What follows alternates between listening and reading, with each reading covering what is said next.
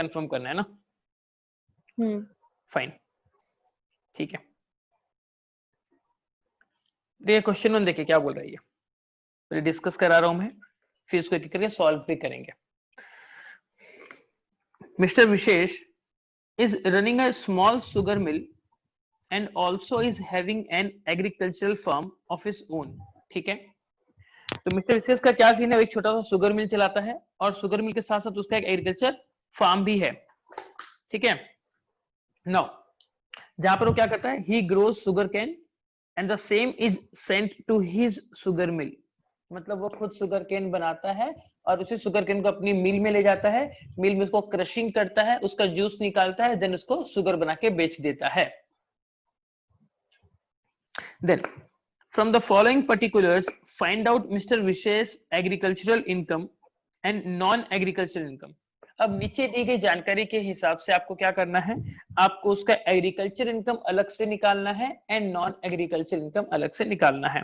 भैया बात यहां तक भी ठीक है।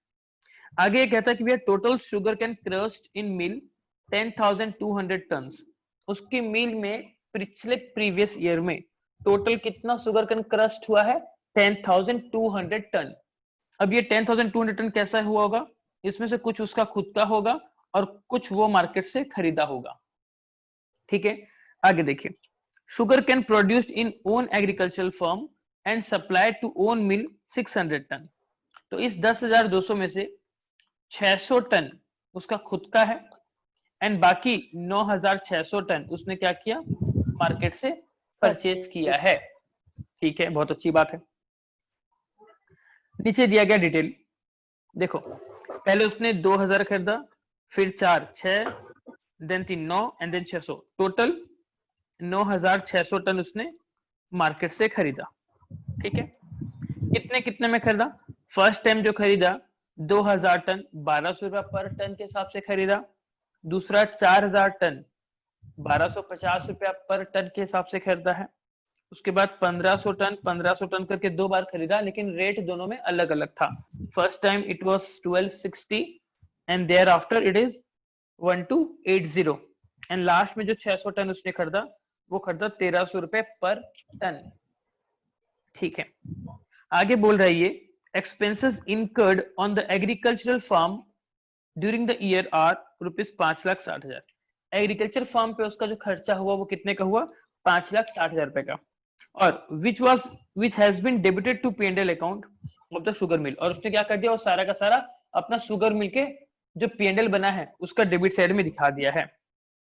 And during the previous year the sugar mill earned a profit of 6,80,000। तो शुगर मिल टोटल कितना प्रॉफिट कमाया, 6,80,000। What we need to do is bifurcate this profit into 2 categories. First one is agriculture income, second one is non-agriculture income. तो I hope आपको question समझ में आ गया होगा। क्या आप सभी को क्वेश्चन समझ में आया? Yes sir. किसी को क्वेश्चन में डाउट है? No sir. अब आगे बढ़ने से पहले मैं आपको कल की क्लास में लेके चलता हूँ। कल की क्लास में लास्ट क्लास पे हमने कुछ डिस्कशन किया था कि शुगर के केस में आप मतलब नॉर्मल एग्रीकल्चर इनकम के केस में आप किस तरीके से कैलकुलेट करते हो। आप लोग ये देखिए, एक बार इस चीज को रिवाइज कीजिए, फिर हम आगे नंबर सॉल्व करेंगे, डायरेक्ट आ जाएगा। फर्स्ट क्या है, देखिए जब आप एग्रीकल्चर इनकम निकालते हो ना, तो उसमें 2 चीज हो सकती है, या तो आप उस प्रोडक्ट को डायरेक्टली सोल्ड कर दे रहे हो या फिर उसके ऊपर कुछ प्रोसेसिंग करते हो फिर बेचते हो, ठीक है। अब डायरेक्टली सोल्ड मतलब क्या, मैंने शुगर केन बनाया और उस शुगर केन को डायरेक्टली मार्केट में बेच दिया, ठीक है। मान लो मैं 5 लाख रुपया खर्चा करके शुगर केन बनाया और उसको 10 लाख में मार्केट में बेच दिया, ये क्या गया, डायरेक्टली सोल्ड, इधर बनाए उधर बेचे, there is no further processing, ठीक है। उस केस में बहुत ही सिंपल हमारा प्रॉफिट निकल जाएगा एग्रीकल्चर इनकम का। क्या, 10 लाख हमने सेल्स किया माइनस 5 लाख का मेरा खर्चा था, the balance 5 lakh is my agriculture income, बात खत्म। लेकिन कभी कभी हम क्या करते हैं, उस प्रोडक्ट के ऊपर फर्दर प्रोसेस करते हैं। मान लो उस शुगर को मैं क्या किया और प्रोसेसिंग में डाल दिया, मतलब क्या, क्लीनिंग में कर दिया। जो शुगर कैन मैंने बनाया उसको मैंने क्लीनिंग वाले प्रोसेस में डाल दिया ताकि सफा सफा होके अच्छे से शुगर कैन जाए मार्केट में, क्योंकि आप लोग शुगर कैन जब देखे होगे मार्केट में वो पूरा उसके पत्तों के साथ आता है। तो मैं क्या करता हूँ, उसके पत्ते वगैरह सब कटिंग करवा देता हूँ, जो साइड साइड में कुछ एक्स्ट्रा निकला हुआ है उसका मतलब स्टेम उसको कटिंग कर देता हूँ, एक थोड़ा सा पॉलिश कर देता हूँ, ताकि अच्छे क्वालिटी के जब मार्केट में शुगर कैन जाएंगे तो अच्छे दाम पे बिक जाएंगे। तो दूसरा ऑप्शन क्या कर रहे हैं, उसको कुछ प्रोसेस करते हैं और फिर मार्केट में बेचते हैं। तो जब आपने उसके ऊपर कुछ प्रोसेस कर दिया बेचने के लिए, तो क्या हो जाता है, उसमें कुछ बिजनेस इनकम भी इन्वॉल्व हो जाता है। तो उसके उसमें हमको business income and agriculture income को अलग अलग करना पड़ेगा। तो कैसे करते हैं उस केस में, कि जैसे मान लो कि अगर आप कुछ प्रोसेसिंग करके उसको बेच रहे हो, तो जो आपका दो प्रॉफिट निकलेगा, एक आपका पीजीबीपी, दूसरा आपका एग्रीकल्चर इनकम। तो यहाँ पर हम क्या करते हैं, देखो हम करते हैं सेल वैल्यू, मतलब टोटल हमने कितना कमाई किया सेल करके, उससे माइनस क्या करते थे हम, fair value produce. This is fair value. Fair value मतलब क्या, आज के डेट में अगर आप ये प्रोडक्ट मार्केट में लेने जाते हो तो ऑन एन एवरेज कितना रेट में आ जाएगा। समझ में आया आपको? मतलब ये मैं ऐसा बोल दूं कि जैसे मान लो आपने फर्स्ट आलू खरीदा, पोटैटो, ठीक है, एक लोकेशन से आज आपने 20 रुपए में खरीदा, फिर कहीं दूसरी जगह से आपने 22 में खरीदा, फिर एक और जगह से आपने 20 में खरीदा, फिर कहीं और जगह से आपने 28 में खरीदा। इस तरीके से आपने 4 अलग अलग डेट पे आलू को खरीदा और ये रेट मार्केट में प्रिवेल कर रहा है। तो मुझे बताइए टोटल आपने कितना रुपया खर्चा किया इसको खरीदने के लिए। आपने खर्चा किया 8 2 10 का 0 कैरी 1 2 2 4 6 8 1 9, आपने 90 रुपए खर्च किए 4 किलो आलू खरीदने के लिए। तो ऑन एन एवरेज आपने 22 रुपए 50 पैसे खर्चा किए आलू खरीदने के लिए। तो दिस इज 22 रुपए 50 पैसा क्या है आपका फेयर मार्केट वैल्यू। मतलब क्या, मार्केट में अगर आप जाओगे तो आपको 22 रुपया 50 पैसा या इसके आसपास का रेट में आपको आलू मिल जाएगा। So this is the fair market value of item. समझ में आ गया? तो आप क्या करोगे, यहां से माइनस करोगे आपका सेल वैल्यू से the fair value of the produce, ठीक है। देन माइनस कर दोगे फर्दर, और अगर आपको कुछ खर्चा हुआ तो उसको सेल करने में, तो जो लास्ट में बच जाएगा वो आपका हो जाएगा नॉन एग्रीकल्चर इनकम, यानी कि बिजनेस इनकम। अब ये जो फेयर वैल्यू ऑफ प्रोड्यूस है, अब इससे हम कैलकुलेट करेंगे क्या, आपका एग्रीकल्चर इनकम। हम क्या करते हैं एग्रीकल्चर इनकम के लिए वही फेयर वैल्यू लिख देते हैं, उससे माइनस करते हैं कि भैया ये आइटम बनाने के लिए हमको एक्चुअल में कितना कॉस्ट लगा। This is my actual cost of cultivation, ठीक है, उसको कितना कॉस्ट लगा, और जब उसको माइनस कर देंगे तो इन दोनों का जो डिफरेंस है, ये डिफरेंस जो आ जाएगा वो मेरा हो जाएगा एग्रीकल्चर इनकम। समझ में आ गया? तो ये डिस्कस करने का मेरा मकसद ये था कि आपको एक टर्म के ऊपर फोकस कराऊं, that is fair market value. तो होगा क्या, कभी कभी क्वेश्चन में डायरेक्टली फेयर वैल्यू आपको दिया गया नहीं होगा, आपको उसको कैलकुलेट करना पड़ेगा बाय यूजिंग सिंपल मैथमेटिक्स। तो हमारा जो पहला वाला क्वेश्चन है मिस्टर विशेष वाला, वो कंप्लीटली उसके ऊपर बेस्ड है। समझ में है आपको? Yes, sir. तो चलिए अब इसको हम सॉल्व करते हैं, उसके बाद हम बाकी क्वेश्चन के ऊपर आएंगे।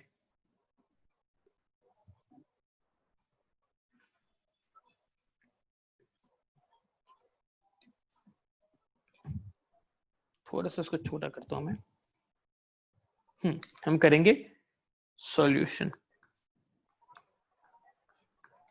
आप लोग भी मेरे साथ साथ लिखते जाइएगा, समझ में आपको आ जाएगा। ठीक है, पहले करते हैं नंबर 1 का सॉल्यूशन। ठीक है, मैंने आपको बताया था कुछ 2-3 चीजें आपको लिखनी पड़ेंगी। पहले लिखते हैं Yes, sir. एसएससी। एसएससी कौन है, मुझे कोई नाम बताएगा? Mr. This Vishesh. is wishes, this is ठीक है। अब इसका एज अगर गिवन नहीं है तो बाय डिफॉल्ट हम क्या मानेंगे, इसको नॉर्मल पर्सन ही मानेंगे। देखिए क्वेश्चन में अगर 20 वो बूढ़ा आदमी होगा या आपका सुप्रीम बूढ़ा अगर होगा तो वो आपका क्वेश्चन में मेंशन होगा, लेकिन अगर क्वेश्चन में कुछ भी गिवन नहीं है सो इट इज एज्यूम्ड कि वो नॉर्मल मेरा 60 ईयर्स से बिलो वाला कैटेगरी में आता है। तो मिस्टर विशेष हो गया। अब इसका प्रीवियस ईयर कौन सा है, क्या क्वेश्चन दिया प्रीवियस ईयर? देखो ना क्वेश्चन में दिया है क्या प्रीवियस ईयर? Yes, sir. कहाँ दिया है मुझे बताओ? अच्छा नहीं, सिर्फ ड्यूरिंग द प्रीवियस ईयर लिखा है। नहीं दिया ना, नहीं, तो ठीक है, नहीं। हम इसको नॉर्मल वाला ही मान लेते हैं। अभी का सीन में हम मानते हैं इसका प्रीवियस ईयर 1920 2019-20 और असेसमेंट ईयर फिर इसका क्या हो जाएगा 2020-21। ठीक है, अब हम करेंगे क्या, कंप्यूटेशन। हम करेंगे computation of agricultural income and non agricultural income. computation of agriculture income and non agriculture income. ठीक है, देखिए फर्स्ट हम लिखते हैं, हमको क्या निकालना पड़ेगा, फेयर मार्केट वैल्यू निकालना पड़ेगा, है ना। तो देखिए उसके लिए हम क्या करते हैं, सबसे पहले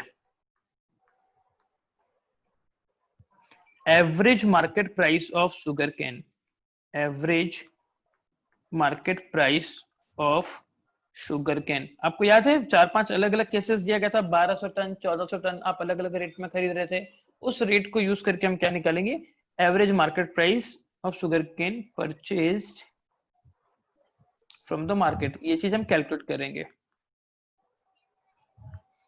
फ्रॉम द मार्केट। तो कैसे होगा, फर्स्ट हमने क्या किया, हमने 2000 टन खरीदा, एट द रेट कितने रुपए टन में खरीदा आपने खरीदा 1200 रुपए 1200 पर टन। तो कैलसी में कैलकुलेट कीजिए 2000 इंटू 1200, ये हो जाएगा आपका 2000 इंटू 1200, 24 लाख।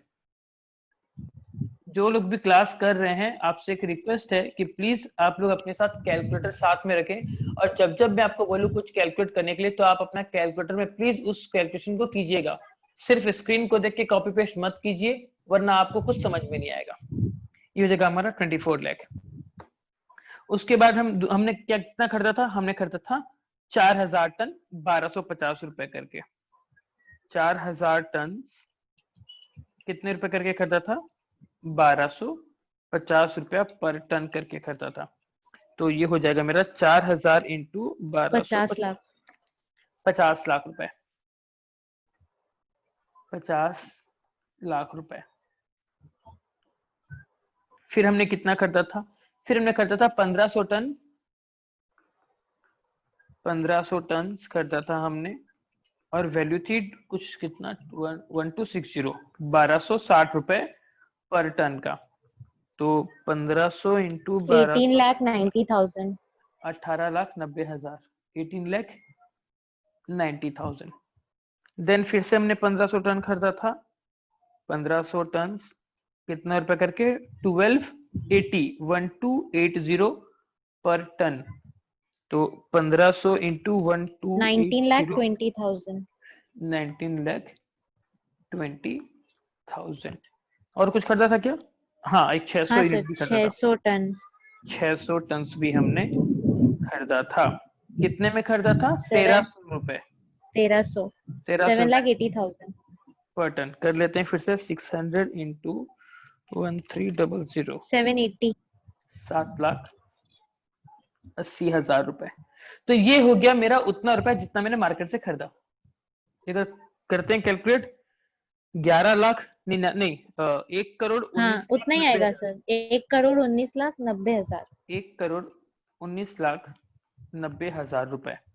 ये कितना टन का आया, ये मेरा आया 9,600 टन के लिए आया, है ना। ये सारा क्या है, रुपीस में है,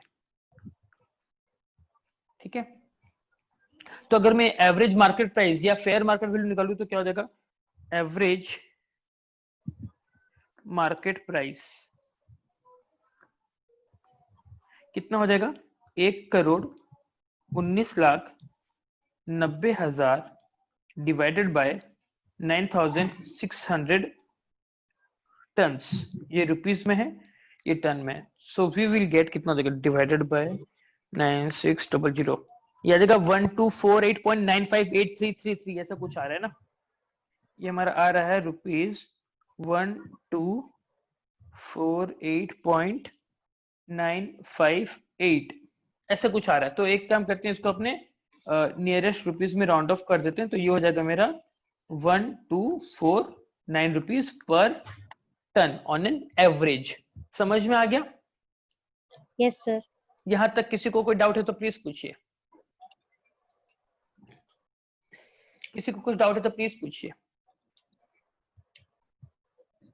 डाउट नहीं है, नो सर यहां तक उतार लिया आप लोग, आपको उतारना है तो देख लीजिए, मैं स्क्रीन थोड़ा सा छोटा कर रहा हूँ। यहां तक हमने लिखा है, आप लोग चाहो तो प्लीज उतार लीजिए।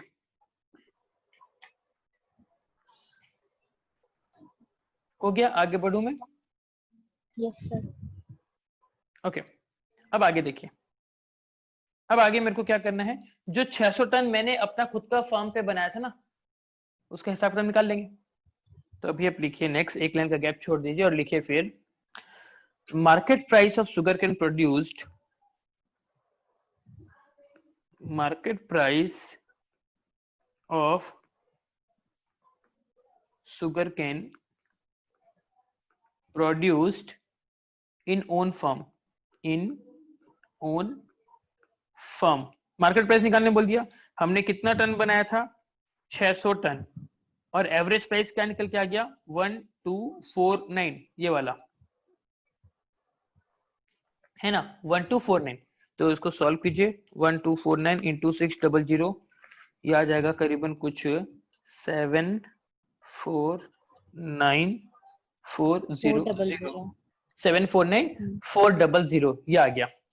ठीक है, ये मेरे को क्या मिल गया, ये मेरे को मिल गया fair value of my agriculture produce, उसका फेयर वैल्यू मिल गया।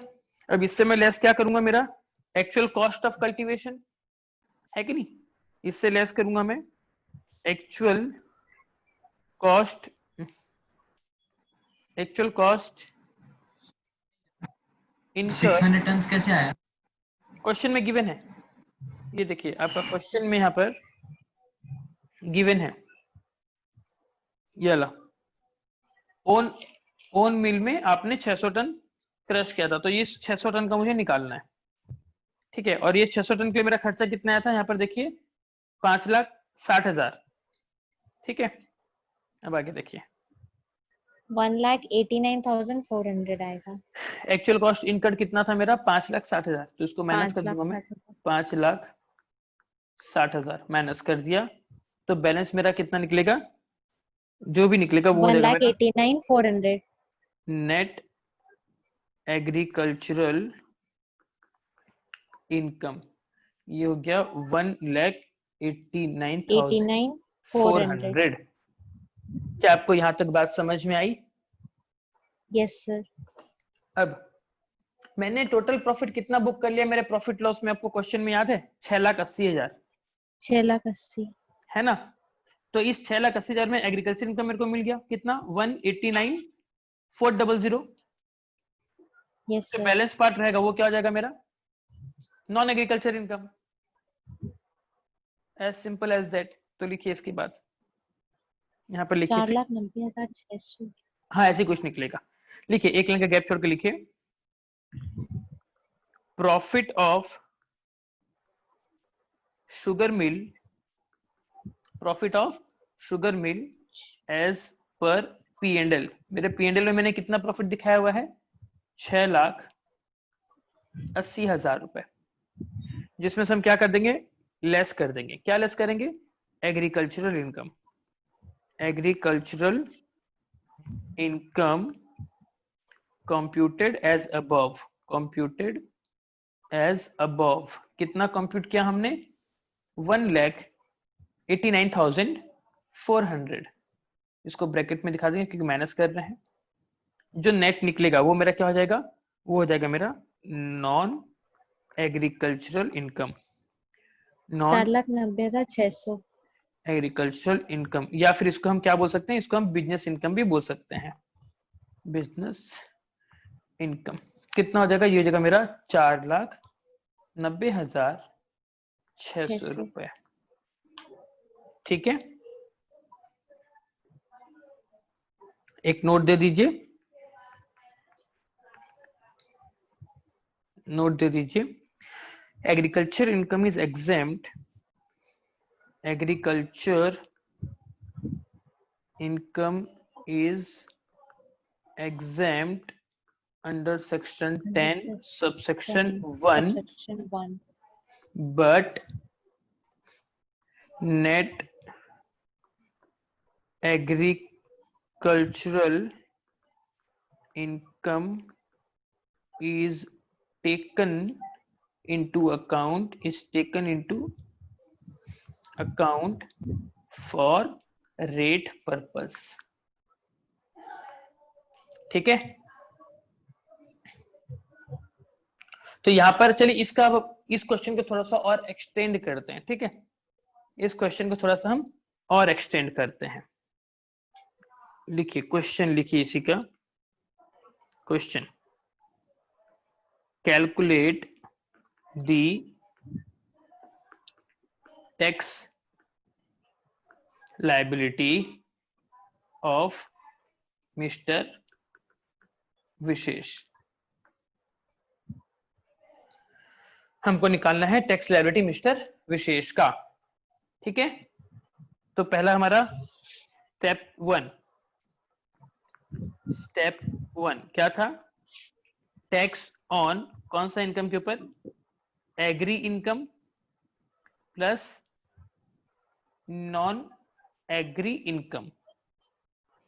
तो कितना हो जाएगा ये, एग्री इनकम कितना निकला अभी, अभी हम निकाले थे 1,89,400 प्लस नॉन एग्री कितना निकला 4,90,600, ठीक है। टोटल कितना है मेरा 6,80,000।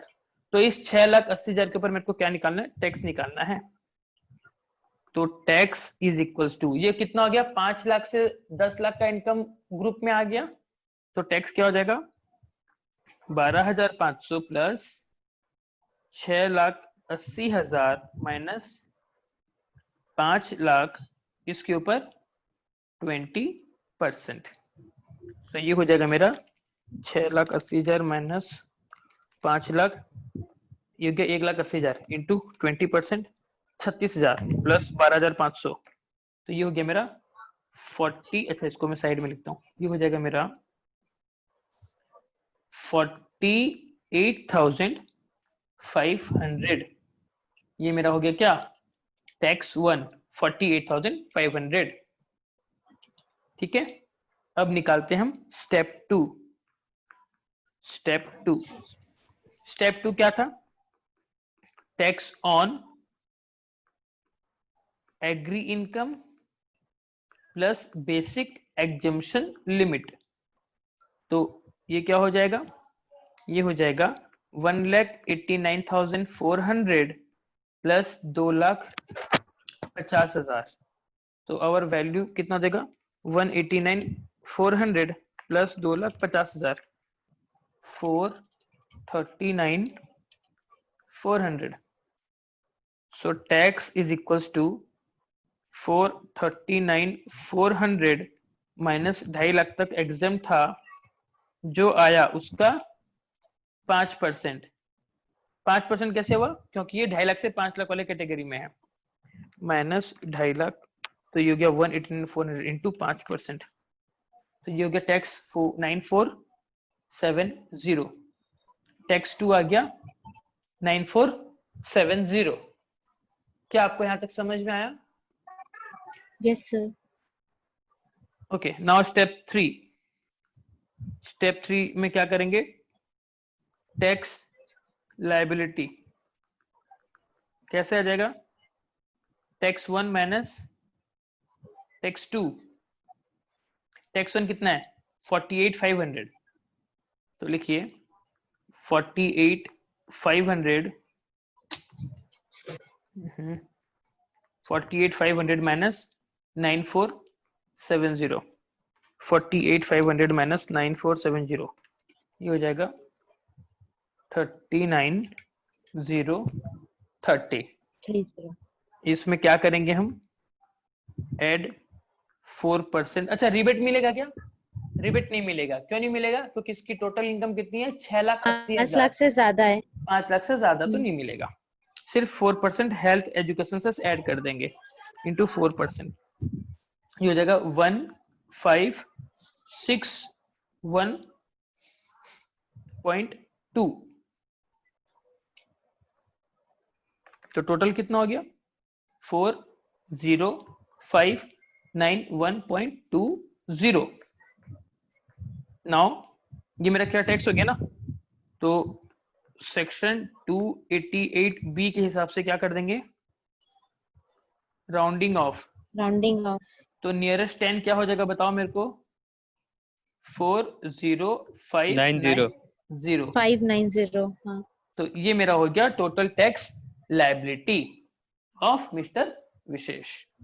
तो इस तरीके से हमने क्या देखा, एक फुल फ्लेश सम देख लिया एग्रीकल्चर इनकम का। पहले हमने क्या किया, उसकी टोटल इनकम में से एग्रीकल्चर इनकम को अलग निकाला, नॉन एग्री को अलग निकाला। फिर हमने क्या किया, क्वेश्चन को और एक्सटेंड करते हुए उसका टैक्स लायबिलिटी भी निकाल दिया। तो हेंस ये क्वेश्चन अच्छा क्वेश्चन है प्रैक्टिस पर्पस के लिए। एक बार आप लोग फिर से बिना देखे इसको सॉल्व कीजिएगा एग्जाम से पहले। ओके, यहां तक सबको समझ में आया? Yes, sir. अब आगे बढ़े। Yes. बाकी लोग और कोई कुछ नहीं बोल रहा, सिर्फ मुझे एक या दो लोग का नाम मतलब उनका खाली सुनाई दे रहा है। बाकी लोग प्लीज कंफर्म कीजिए क्या आपको समझ में आया? Yes, sir. चिराग आप समझे?